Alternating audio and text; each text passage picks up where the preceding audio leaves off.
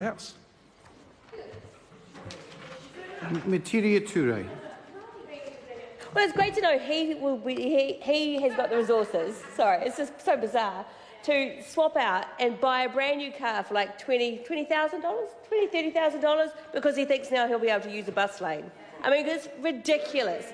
If National thinks that being able to use a bus lane with your car is going to be driving people to selling off their current cheapies and buying a brand new electric just so they can drive in a bus lane. I mean, is that seriously what National thinks, that how people operate in this country? That is the craziest thing I've heard in a long time from someone on National.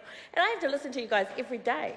So, it's quite out there. Mr. Speaker, we'll support the bill because it's this tiny little step forward, the most minuscule little step that National could possibly make in trying to encourage people into electric vehicles. There's so many other things that they could be doing that make it actually reasonable and feasible for people to be able to make the shift. And one of the great things they could be doing is shifting their own fleet as government to be able to help build the second-hand market in electric cars in this country. Because that's one of the things, right?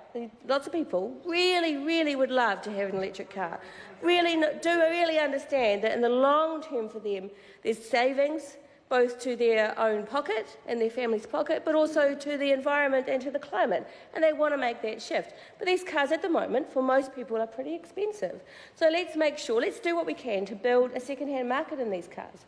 And the fact is that one of the best ways to do that is to find encouragement for companies to change their fleet, because it is those big companies, government included as a large organisation, local government, other big companies, who when they're shifting their fleet into electrics, that it helps to build the second-hand market. And it's just one of those useful things to do. It helps to reduce the climate pollution, helps to improve the state of vehicles in New Zealand and makes more and more electric vehicles more available to ordinary families who really would like to make the shift.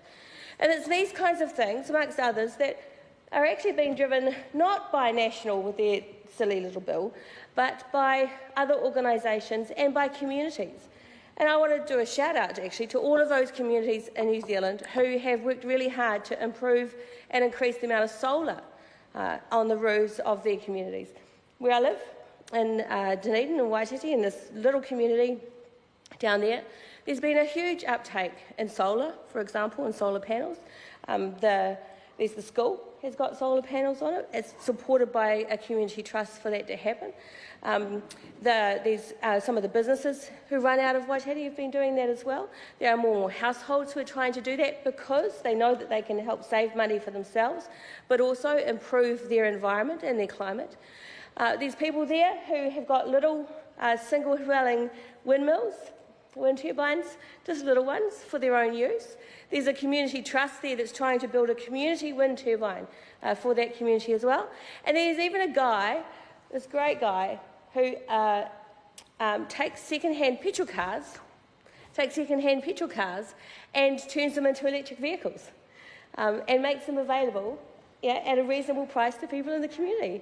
Yeah, it's amazing. It is amazing what people will do when they work together because they believe in saving money in the short and long term and saving the climate and our environment.